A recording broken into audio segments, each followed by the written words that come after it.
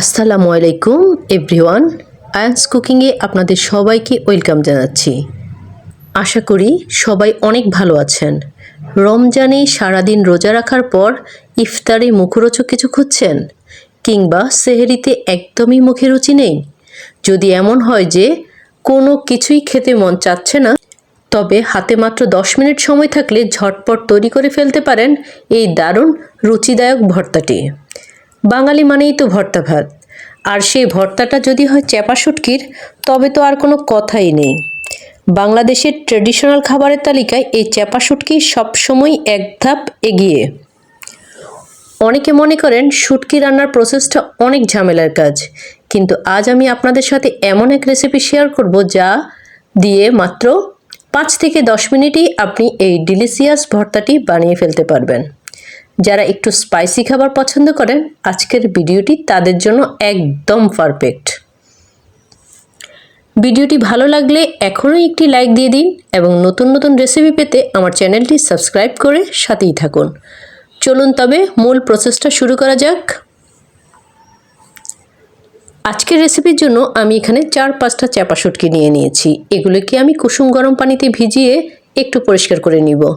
এখানে একটা জরুরি টিপস দিয়ে রাখি, এই শুটকিগুলোকে ধরে একটু প্রেস করলেই দেখবেন এর গায়ের আঁশগুলো খুব সহজেই উঠে আসছে।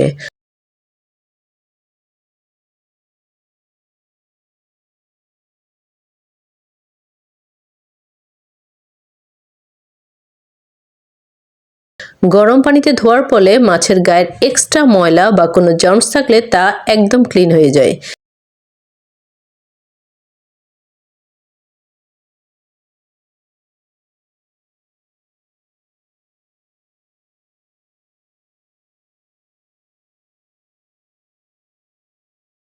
এভাবেই আমি সবগুলো শুটকি ভালো করে ওয়াশ করে নিয়েছি। মনে রাখবেন, শুটকি যত ক্লিন হবে ভর্তার টেস্ট ততটাই বেড়ে যাবে।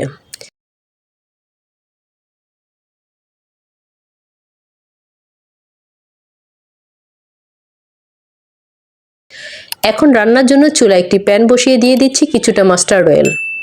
শুটকি ভর্তায় মাস্টার্ড অয়েল ব্যবহার করলে এর অ্যারোমা বা ফ্লেভার অনেক বেশি ভালো আসে। তেলটা একটু গরম হলে এর মধ্যে দিব হাফ কাপ রসুন।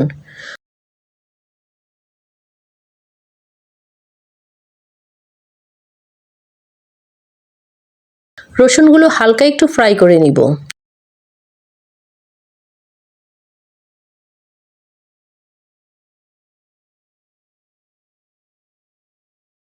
যখন রসুনগুলো হালকা কিছুটা গোল্ডেন ব্রাউন কালার হয়ে আসবে, তখন এতে দিয়ে দিব 1 কাপ পেঁয়াজ কুচি। এরপর রসুন এবং পেঁয়াজগুলোকে ভালো করে মিক্স করে ভেজে নিতে হবে। আপনারা এই ভর্তাটি কিভাবে খেতে পছন্দ করেন তা আমাকে কমেন্ট করে জানাতে পারেন। পেঁয়াজ রসুন যখন মোটামুটি ভাজা হয়ে আসবে, তখন এতে দিয়ে দিব পরিষ্কার করে রাখা চাপা শুটকিগুলো। সাথে অ্যাড করব স্বাদমতো লবণ।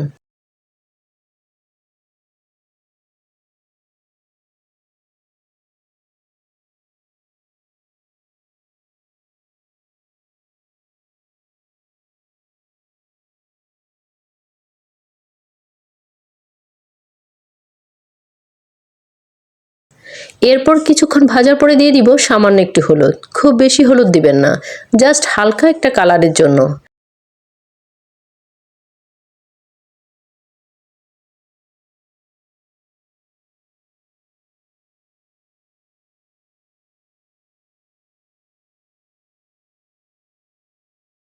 এই পর্যায়ে দিয়ে দিচ্ছি কিছু ফালি করা কাঁচামরিচ। এই রেসিপিটার সবচেয়ে বড় বেনিফিট হলো এটা তৈরি করতে বেশি সময় লাগে না। মাত্র 5 মিনিটই রেডি হয়ে যাবে। হাতে 10 মিনিট সময় থাকলে এই দারুণ ভর্তাটা বানানো যায়। এরপর ঝালের জন্য এখানে পরিমাণ মতো মরিচ দিয়ে দিব। অ্যাকচুয়ালি ঝালটা আপনাদের টেস্ট অনুযায়ী দিবেন।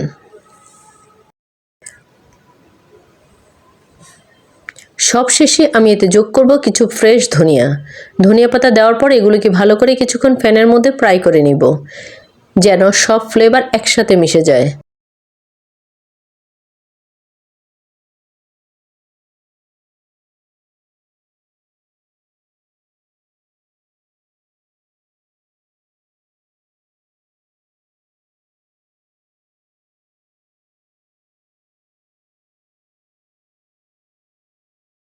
যখন তেলের উপর সব মশলা আর শুটকি সুন্দর ভাজা ভাজা হয়ে আসবে তখন এগুলোকে চুলা থেকে নামিয়ে নিব। আমি এখন এই ভর্তাটাকে সার্ভ করে দেখাচ্ছি। সার্ভ করার জন্য এখানে একটা বাটি নিয়ে নিয়েছি।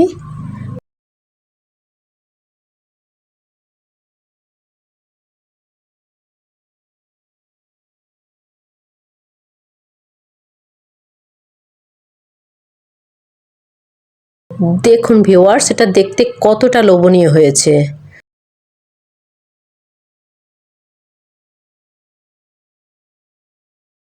গন্ধ শুকলেই খেতে মন চাচ্ছে। আমার বাসা তো পুরো অ্যারোমায় ভরে গেছে।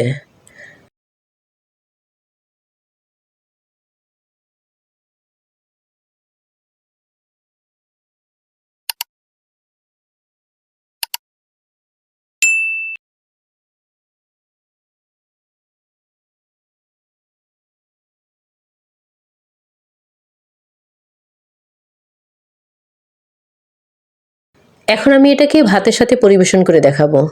গরম গরম ভাতের সাথে এই চ্যাপা শুটকির ভর্তাটা খেতে অনেক মজাদার। আমাদের বাংলাদেশের সংস্কৃতিতে গরম ভাতের সাথে এই ভর্তার কোনো তুলনাই হয় না। বিশেষ করে শীতের সকালে বা বৃষ্টির দিনে এমন একটা ভর্তা প্লেটে থাকলে আর কিছুই লাগে না। খুব কম সময়ে এই দারুণ রেসিপিটি আপনারা বাসায় অবশ্যই ট্রাই করবেন। ভিডিওটি ভালো লাগলে আপনার ফ্রেন্ডস এবং ফ্যামিলির সাথে শেয়ার করতে ভুলবেন না।